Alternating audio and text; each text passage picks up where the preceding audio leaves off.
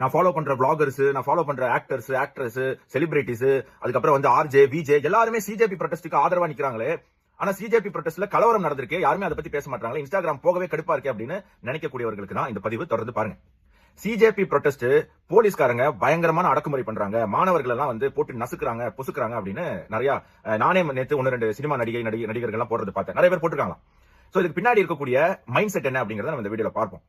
எப்பவுமே இந்தியாவுடைய defence forces மேல காஷ்மீர்ல பணி செய்யக்கூடியவங்க, குறிப்பா அவங்க மேல ஒரு அவநம்பிக்கை ஏற்படுத்தும் பணியை தொடர்ந்து பண்ணிட்டு இருந்திருக்காங்க. இப்பதான் அதுக்கெல்லாம் ஒரு முற்றுப்புள்ளி வைத்து காஷ்மீர்ல என்னதான் நடந்தது, அங்க இருக்கக்கூடிய தீவிரவாத அமைப்புகளும் தீவிரவாத இளைஞர்களும் என்ன மாதிரியான விஷயங்கள்லாம் செஞ்சாங்கன்னு மக்களுக்கு வெளில வந்தது. இத்தனை நாள் அது வரவே இல்லை.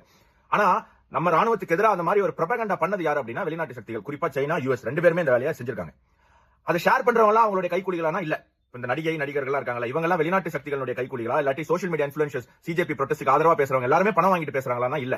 அதுதான் நான் சொல்ல வரேன். ஏன்னா இது ஒரு ஹியூமன் மைண்ட் செட். உலகமே ஒரு பக்கம் ஓடும்போது நம்மளும் அதுல ஓடணும், நம்மளும் அந்த பஸ்ல பிடிச்சிடணும், நம்மளும் அதை சொல்லணும் அப்படிங்கிற ஒரு ஆர்வம் அப்படின்னு கூட சொல்லலாம். நிறைய சோஷியல் மீடியா இன்ஃப்ளூயன்சர்ஸ் சிஜேபி ப்ரொடெஸ்டுக்கு ஆதரவா பேச வைக்கிறாங்க. அதுல ஒரு நடிகை நேத்து நான் பார்த்தேன், ஒரு வீடியோ போட்டு, பாத்தீங்களா டெல்லி போலீஸ் வந்து ஒரு பெண் கிட்ட எப்படி நடந்துக்கிறாங்க, இப்படியா நடந்துக்கிறது அப்படின்னு.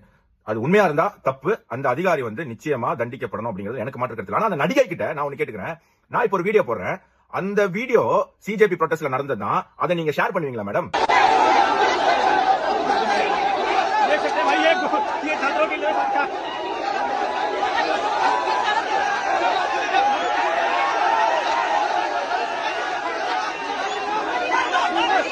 அந்த வீடியோ பாத்தீங்களா?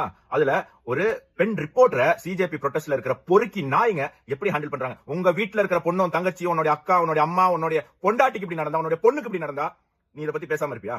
அப்போ இப்படி நடக்கும்போது அதை போலீஸ் எப்படி ஹேண்டில் பண்ணணும்? இன்னொரு தம்பி, செல்ல தம்பி, சின்ன தம்பி ஒரு விஷயம் பேசியிருக்காரு, போய் பாத்துருவாங்க. मेरा पूरा मुंह जल रहा है, इधर इधर ये सारी चीजें जल रही है यार. Fuck Delhi police, fuck BJP, fuck Indian army, मां की शूट तुम्हारी.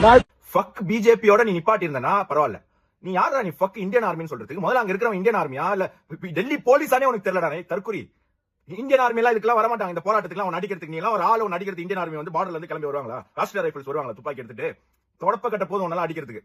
இந்தியன் ஆர்மியை ஃபக்குன்னு சொல்ற இவனை கண்டிச்சு ஏதாவது நடிகர்கள் பதிவு போட்டு நீங்க பாத்தீங்களா? இந்த மாதிரி சிஜேபி ப்ரொடெஸ்ட்ல எக்கச்சக்கமான குப்பைகள் நடக்குது. ஆனா அதை பத்தி பேச மாட்டாங்க. காரணம் என்னன்னா அது ட்ரெண்டிங் இல்ல, அது டிராக்ஷன் இல்ல. இந்த இன்ஃப்ளூயன்சர்ஸ் எல்லாருமே ட்ரெண்டிங் எது, டிராக்ஷன் எது, ஃபாலோவர்ஸ் எதுல வரும் அப்படிங்கறத கால்குலேட் பண்ணி பேசக்கூடியவங்க. இதையும் அந்த மாதிரி சோஷியல் மீடியா இன்ஃப்ளூயன்சர்ஸ் யாரெல்லாம் வீடியோ போட்டுருக்காங்களோ அவங்களை டேக் பண்ணி விடுங்க.